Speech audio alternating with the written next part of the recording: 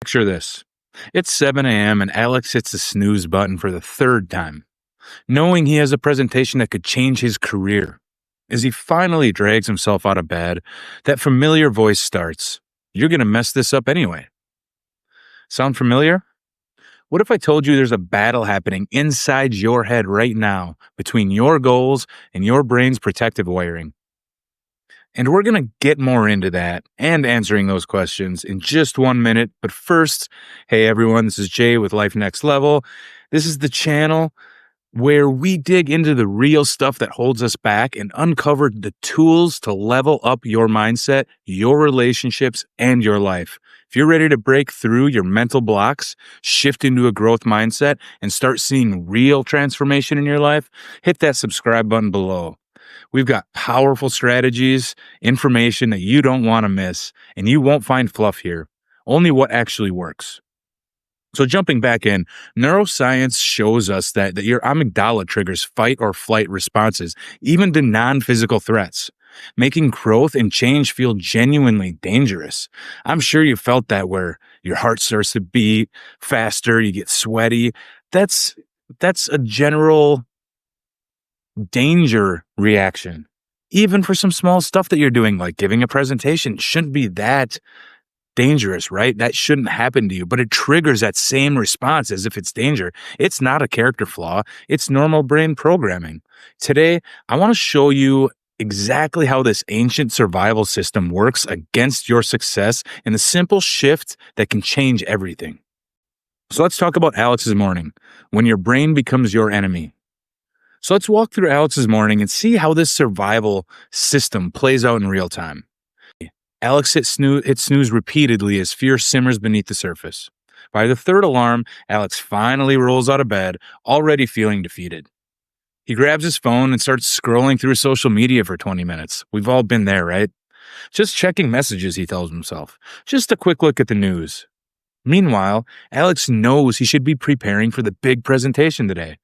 The one that his boss actually mentioned could lead to a promotion. The one that's been on his calendar for 2 weeks. But instead of opening his laptop, Alex makes coffee and checks email. Literally anything except working on that presentation. Here's what's really happening inside Alex's head during these moments. What if I mess up in front of everyone? I'm not ready for this. I don't know if I'm ready for this responsibility. Maybe someone else could do it and I should wait until next quarter when I have more experience. What if the group asks questions that I can't answer? Those thoughts feel completely logical, right? They feel protective. Alex's brain is trying to keep him safe. But here's the thing.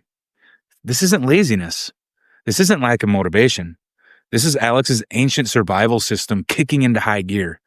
Our brains interpret career growth as a potential social threat, triggering the amygdala's alarm. And as research on neuroplasticity suggests, just like our ancestors responded to predators.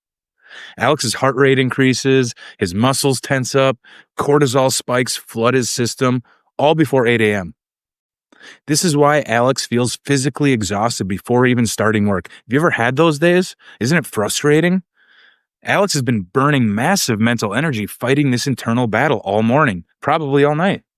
His conscious mind wants success and growth. His subconscious mind or unconscious mind wants safety and familiar territory. And the conflict is frankly draining. That protective voice running through Alex's head isn't based on current reality. It's based on outdated programming from past experiences. Maybe Alex failed at something years ago and felt embarrassed. Maybe he grew up hearing that he wasn't smart enough. These old programs are still running the show in the background. Alex's struggle reveals something universal about how all of our minds work. We're literally wired to keep ourselves in familiar territory, even when that territory makes us miserable. Our brains would rather keep us stuck in a comfortable prison than risk the unknown freedom outside.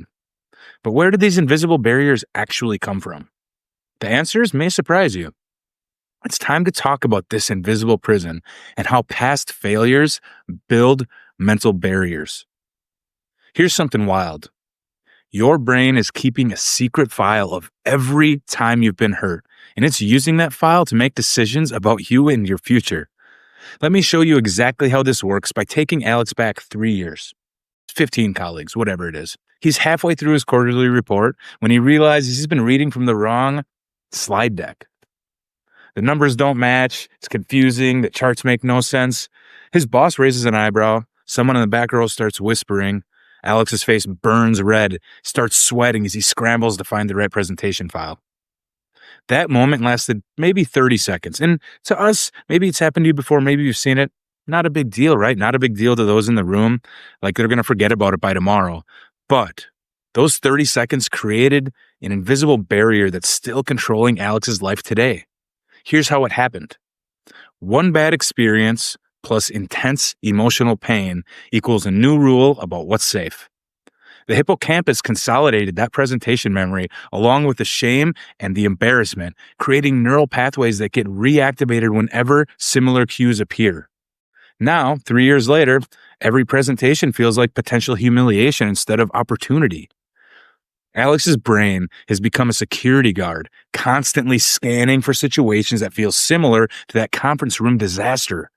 The moment Alex sees presentation on their calendar, alarm bells start ringing. Heart rates spike. Palms get sweaty. Knees weak, arms are heavy. You know how that goes. The brain is literally screaming, remember what happened last time.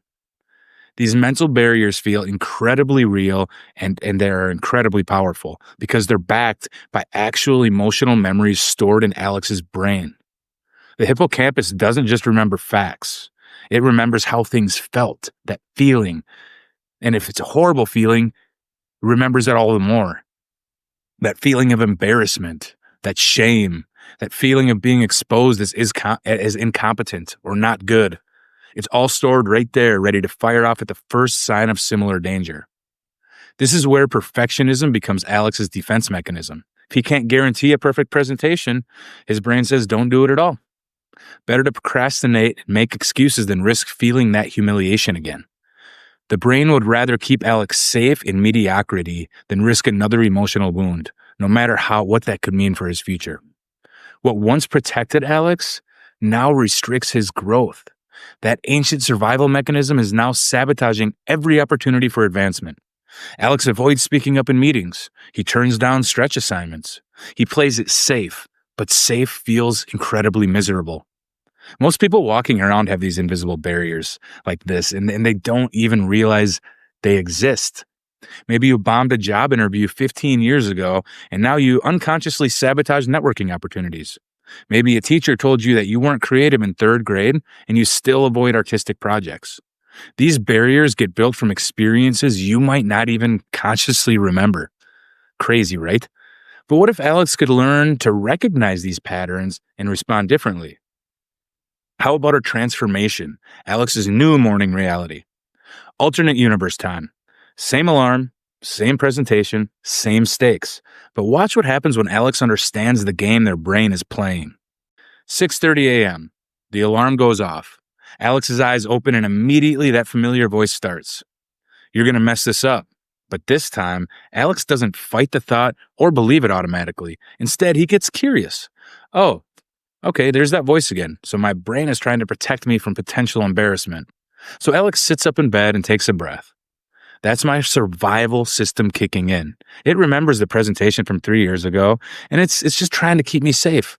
But this presentation is actually an opportunity to grow and show what I've learned since then.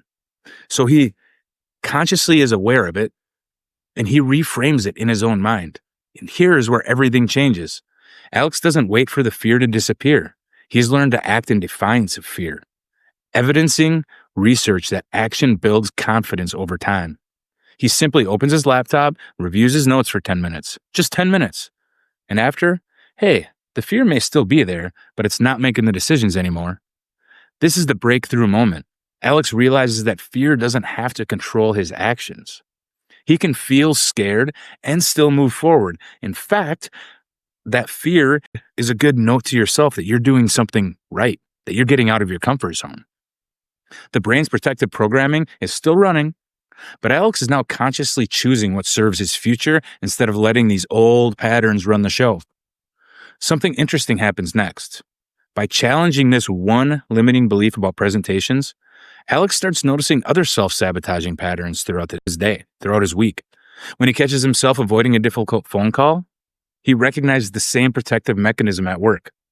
When he hesitates to speak up in a team meeting, he spots his brain trying to keep him safe from potential criticism. Alex's energy starts to completely shift. Instead of burning all this mental fuel fighting this internal resistance, he channels the same energy into productive action. He prepares thoroughly for his presentation. He practices the key points aloud. He even anticipates potential questions and prepares thoughtful responses. When presentation day arrives, Alex walks into that conference room with something he's never had before: conscious choice. He doesn't give a perfect presentation. His voice shakes a little maybe during the opening. He stumbles over a section or a couple of words and maybe has to restart. But he finishes strong, answers questions thoughtfully, and actually enjoys connecting with his colleagues about the work they're passionate about. And hey, those little mistakes, they happen all the time. Nobody cares, right?